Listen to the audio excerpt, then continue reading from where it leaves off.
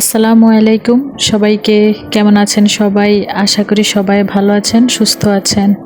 আমরাও আলহামদুলিল্লাহ ভালো আছি। চলে আসছি আরও একটি নতুন দিনের নতুন ব্লগ নিয়ে। আশা করি সবাই পুরোটা সময় জুড়ে আমার সাথে থাকবেন। মেহমান আসলে শুধু খাওয়া দাওয়া আর খাওয়া দাওয়া, অন্য কোনো কাজের কোনো নামই নেই। কারণ রান্না বান্না খাবার দাবার আয়োজন করতে করতেই কিন্তু সারাদিন চলে যায়। তো কথাটা সত্যি কিনা সবাই অবশ্যই কমেন্টের মাধ্যমে জানাবেন। তো আমার কিন্তু সেম অবস্থাই হয়েছে, অন্য কোনো কাজই করতে পারি নাই, শুধু খাওয়া দাওয়া একের পর এক তৈরি করে গিয়েছি। এবার খাওয়া গেলেও তৈরি করতে হয়, না খাওয়া গেলেও কিন্তু তৈরি করতে হয়, কারণ মেহমান আসলে মেহমানকে তো খাবার দিতেই হবে।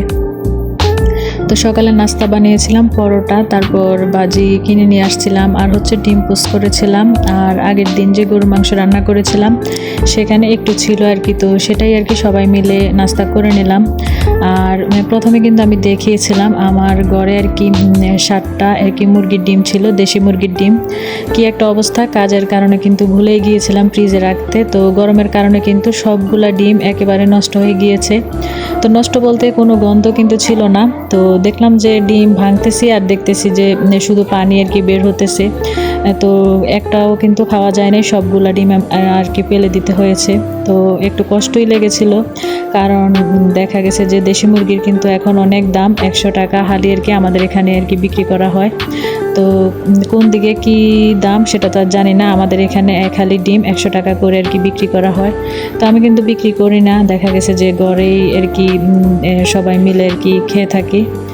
আর এদিক দিয়ে যেহেতু মেহমান আছে, তো আগের দিন তো সিম্পলভাবে আর কি রান্নাবান্না করেছিলাম। তো আজকে হচ্ছে এখন আর কি ওরা আর কি বলছিল যে দুপুরে খাওয়া দাওয়া করে চলে যাবে। তো আমার হাজব্যান্ড কিন্তু অনেক কষ্টে আর কি ওদেরকে রাজি করিয়েছিল যে আরেকটা দিন যাতে থাকে। যেহেতু গরমের কারণে কারেন্ট থাকে না, একদিন আসলে থাকলে কিন্তু শান্তি পাওয়া যায় না। যে কোনো জায়গায় দেখবেন যদি একদিনের জন্য যাওয়া হয়, একটু যদি রিল্যাক্সেই না থাকতে পারে তাহলে এমন বেড়ানোর তো কোনো মানে হয় না, তাই না? তো অনেক কষ্ট করে ওদেরকে আর কি রাজি করিয়েছে। তো আর কি পরের দিন সকালে চলে যাবে। তো হাজব্যান্ড এখানে 3টা আর কি কক মুরগি পাঠিয়েছিল রোস্টের জন্য, আর একটা আর কি ব্রয়লার মুরগি পাঠিয়েছিল আর কি যে নান রুটি বানাবো, সাথে হচ্ছে আর কি চিকেন ফ্রাই করবো আর কি। আর হচ্ছে এখানে দেখেন গরুর মাংসগুলো এত সুন্দর লাগছিল, একেবারে টাটকা। তো আমার কাছে তো গরুর মাংসগুলো দেখেই মনে হচ্ছে যে কাঁচাই খেয়ে ফেলি। তো গরুর মাংস কিন্তু কাঁচা খাওয়া যায়, কে কে জানেন জানি না। তো ছোটোবেলায় দেখতাম আমার ভাইয়া আর কি দেখতাম 2-1 টুকরা মাংস এমনিতে আর কি খেয়ে ফেলতো। তো তখন তো ছোট ছিলাম, তো ভাইয়াকে আবার জিজ্ঞেস করতাম যে কেন খায়। তো ভাইয়া আবার বলতো যে খেলে নাকি শক্তি হয়। আবার যে ছোট কাসকি মাছগুলো আছে, যে অনেকে মলা মাছ বলে আর কি, তো ওই মাছগুলো দেখতাম ভাইয়া আর কি পানি দিয়ে গেলে খেয়ে ফেলতো। আবার কাঁচা ডিম খেত, কাঁচা দুধ খেত। তো আমার ভাইয়াকে দেখতাম আর কি এগুলো খেত। আবার যে ছোলা বুট আছে, তো ওইগুলো কিন্তু ভিজিয়ে রাখতো আর ওইগুলো আর কি খেত। তো আজকে মাংসের কথা বলতে গিয়ে কত কথা বলে ফেললাম ছোটোবেলার। যাই হোক, আমার ভাইয়া কিন্তু বিদেশে আছে, কাতার থাকে আর কি। তো ওইখানের পরিস্থিতি এখন মোটামুটি ভালো। তো সবাই আমার ভাইয়ার জন্য দোয়া করবেন। আমার কিন্তু একটাই ভাই আর আমরা 4 বোন। যাই হোক, ওইসব কথায় আর না যাই। এখানে 2 কেজি পোলার চাল নিয়ে আসছিল। তো প্রথমে ভাবছিলাম যে সবগুলো রান্না করব, পরে দেখা গেছে যে 1.5 কেজি এর মতো আর কি নিয়েছি। আর আমি কিন্তু পোলাওর চালটা আর কি বেজে রান্না করতে পারি না, আমি সবসময় আর কি পোলাও চালটা ভিজিয়ে রাখি আর অন্যভাবে আর কি রান্না করি। ওটা তো আপনাদেরকে অন্যান্য ব্লগে আমি দেখিয়েছি। তো ওইভাবে রান্না করলে কিন্তু আমার আর কি পোলাওটা অনেক সুন্দর হয়। মানে হচ্ছে আর কি পানিটা বলক আসার পরে আর কি চালটা আমি দেই, ওইভাবে আর কি রান্না করি।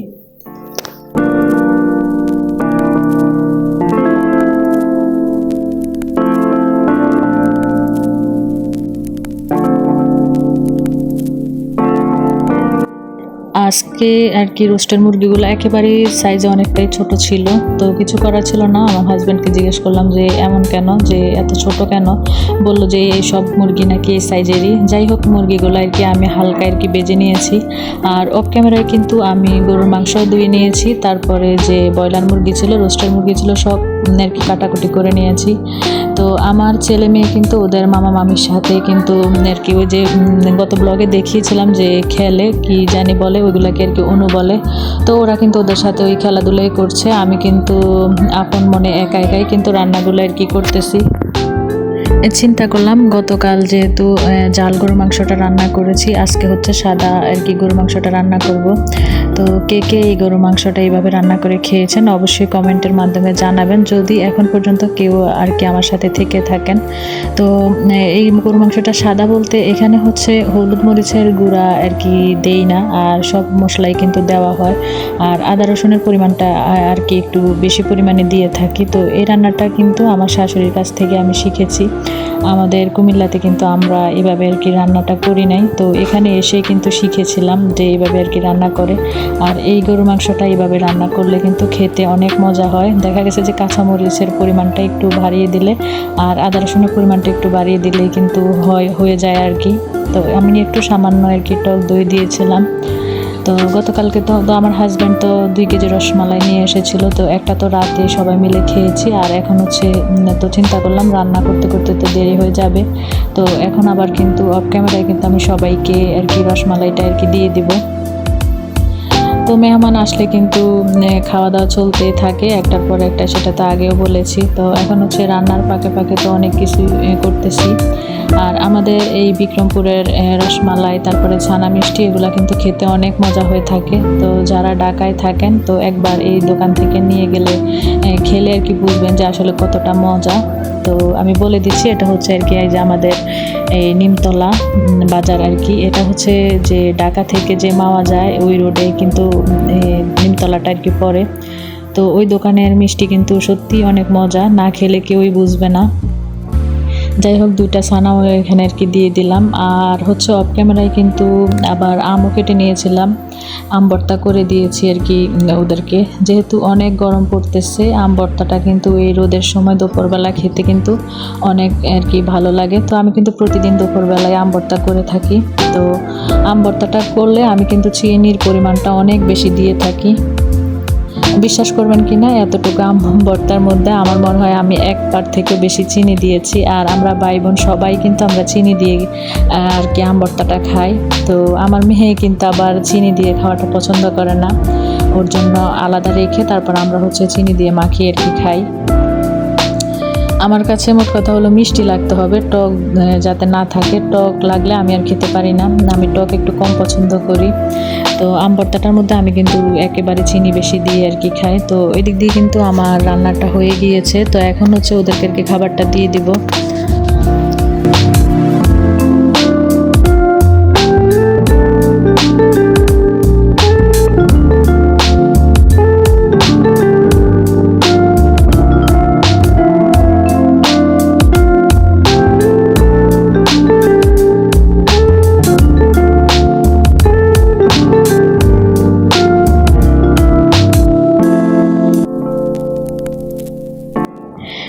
একা একা কাজ করার মধ্যে কিন্তু অন্যরকম একটা শান্তি আছে আমি মনে করি আর কি। তো একা একাই কিন্তু সব কিছু রান্না করেছি, দেখা গেছে যে একটা বসিয়ে আরেকটা আর কি রেডি করে নিয়েছি। তো ওইরকম করে কিন্তু রান্নাগুলো আর কি কমপ্লিট করেছি। যেহেতু আজকে বাজার নিয়ে আসছে, আজকে রান্না বান্না, সেই জন্য আর কি একটু দেরি হয়ে গিয়েছে। তো আজকে রান্না করেছি হচ্ছে পোলাও রান্না করেছিলাম, তারপর চিংড়ি মাছ বোনা করেছি, আর মুরগির রোস্ট, আর সাথে তো যে দেখালাম যে গরুর মাংস আর কি সাদা করে রান্না করেছি। দেখেন, হলুদ মরিচের গুঁড়া না দিলেও কিন্তু কালারটা দেখেন সাদা কিন্তু হয় নাই, এটাই আর কি অন্যরকম একটা কালার আসে আর কি। তো এটা কিন্তু অরিজিনাল কালার, আমি কিন্তু এখানে কোনো আর কি ব্রাইটনেস বা কোনো ফিল্টার আর কি দেইনি। তো এরকমই আর কি কালারটা হয়ে থাকে। আর যেহেতু এখানে পোলাও রান্না করেছি, গরুর মাংস রান্না করেছি, সাথে তো সালাদ থাকতেই হবে। আমার হাজব্যান্ড তো মাংস থাকুক বা না থাকুক, এই টমেটো সালাদটা ওনার অনেক বেশি পছন্দের, আমার শ্বশুরের আর আমার হাজব্যান্ডের আর কি। তো এই দিক দিয়ে প্লেটে নিচ্ছিলাম, দেখা গেছে যে প্লেটে আর কি মাখা সম্ভব না, তারপর একটা বড় বাটিতে আর কি আমি সালাদটা আর কি মেখে নিয়েছি।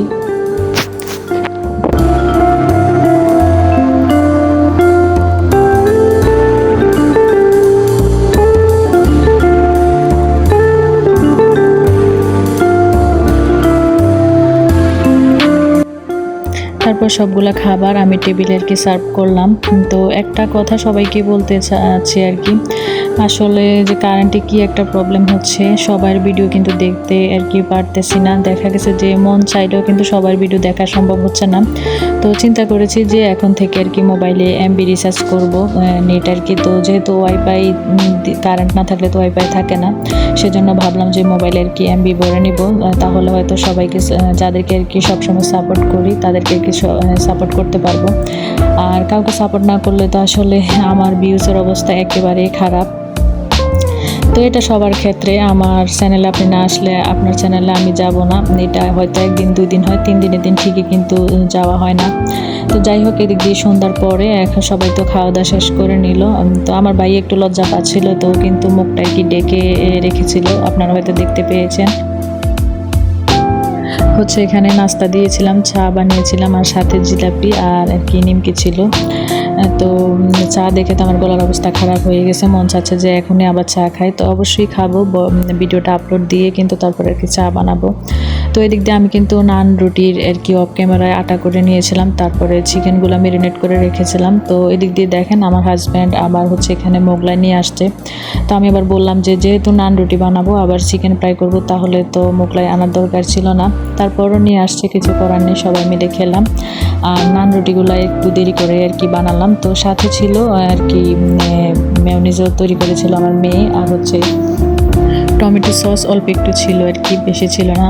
তো যে যেখান থেকে আমার ভিডিওটি দেখছেন, যদি আমার ভিডিওর কোনো অংশ আপনাদের কাছে ভালো লেগে থাকে প্লিজ একটা লাইক দিয়ে দিবেন। আর আমার চ্যানেলে যদি আপনি আজকে নতুন হয়ে থাকেন, সাবস্ক্রাইব করে আমার পাশে থেকে যেতে পারেন। তো এতক্ষণ ধৈর্য সহকারে যারা যারা আমার সাথে ছিলেন সবাইকে অসংখ্য অসংখ্য ধন্যবাদ জানাচ্ছি। আর সবাই ভালো থাকবেন, সুস্থ থাকবেন। আজকে পর্যন্তই, আল্লাহ হাফিজ।